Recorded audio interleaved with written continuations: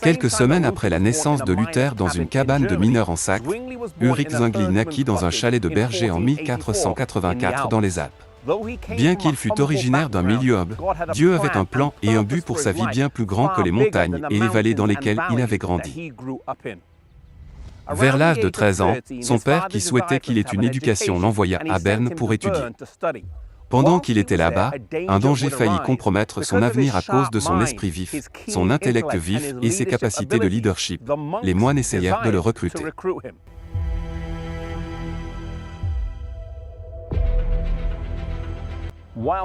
Alors que c'était la voie que Luther emprunta, Zwingli n'en avait aucune envie et son père non plus, et il rappela son fils pour qu'il rentre chez lui. De là, il est allé à Bâle où il a terminé ses études, et pendant son séjour, il fut influencé par Wittenbach, l'un de ses professeurs qui l'initia à l'enseignement de la justice par la foi. Il fut ordonné prêtre en 1506 et plus tard, à partir de 1512 à 1515, il fut aumônier à l'armée suisse.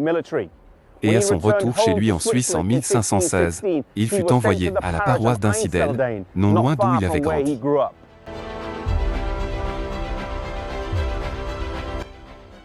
Même si Luther et Zwingli étaient relativement proches l'un de l'autre, ils n'étaient pas en communication et chacun était dirigé de manière indépendante par Dieu. Au début, Zwingli commenta « Si Luther prêche le Christ, il fait ce que je fais. Ceux qui ont été amenés par lui au Sauveur surpassent en nombre ceux qui l'ont été par moi. Qu'importe, je ne veux porter d'autre nom que celui de Jésus-Christ dont je suis le soldat, et qui seul est mon chef. Jamais je n'ai écrit un seul mot à Luther, ni Luther ne m'a écrit. Et pourquoi ? Afin de montrer à tous combien l'Esprit de Dieu est en harmonie avec lui-même, puisque, sans nous être jamais consultés, nous enseignons la doctrine de Jésus-Christ avec tant d'uniformité.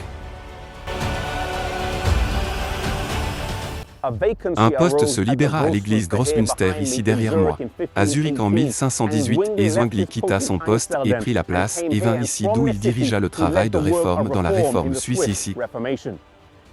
Alors qu'il étudiait la parole de Dieu, il réalisa que c'était la Bible et non le pape qui devait être la dernière source d'autorité dans l'Église et dans la vie du croyant. Ici, il prêcha fidèlement la parole de Dieu, repoussa la vente des indulgences et conduisit les Suisses à la réforme au début du XVIe siècle. Rome fit plusieurs tentatives pour le faire mourir et s'opposer à son enseignement et à son audition. Lors d'un complot particulier, il a dit « Qu'ils viennent, je ne les redoute pas plus qu'une falaise ne redoute les vagues qui mugissent à ses pieds. »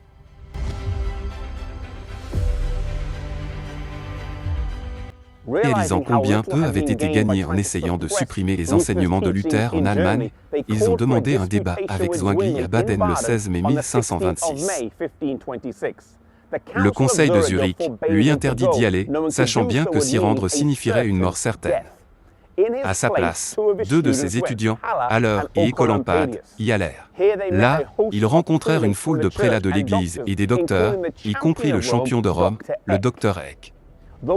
Ces lettres circulaient entre lui et ses élèves entraient et sortaient clandestinement chaque jour via des coursiers qui les cachaient sous des paniers de volailles sur la tête,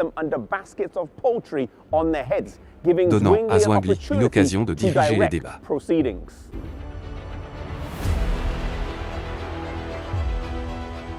De leur côté, Rome faisait appel à la coutume et à l'autorité de l'Église, tandis que de l'autre côté, le réformateur faisait appel aux saintes Écritures. Écolampade disait « La coutume n'a de valeur dans notre Suisse que par la Constitution. Or, en matière de foi, notre Constitution, c'est la Bible. » Le contraste entre le modeste Écolampade et le hautain Eck était indubitable pour ceux qui regardaient le débat. Rome déclara que l'Église était victorieuse et la cause de la réforme fut vaincue, mais l'histoire rapporte que la controverse, au fond, a été le catalyseur de la propagation de la foi protestante dans toute la Suisse. Pendant le reste de sa vie, Zwingli vécut ici à Zurich et prêcha fidèlement la parole de Dieu. Dieu utilisa cet homme humble d'origine simple pour commencer ce qui deviendrait un grand travail de réforme ici en Suisse.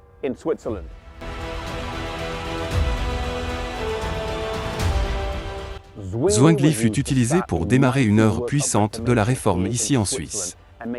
Puisses-tu être inspiré, peu importe qui tu es ou d'où tu viens, sache que Dieu est capable de faire de grandes choses grâce à toi. Ton parcours et ton éducation n'ont pas d'importance pour lui, que tu sois instruit, riche ou pauvre, sans instruction. Dieu est capable de faire de grandes choses à travers toi. Dans la seconde épître aux Corinthiens, le chapitre 12 verset 9, la Bible dit « Ma grâce te suffit, car ma puissance s'accomplit dans la faiblesse ». Dieu est un spécialiste dans la réalisation de grandes choses à travers les vaisseaux les plus faibles. Puisses-tu mettre ta vie entre les mains de Dieu et tu le verras faire de grandes choses à travers toi.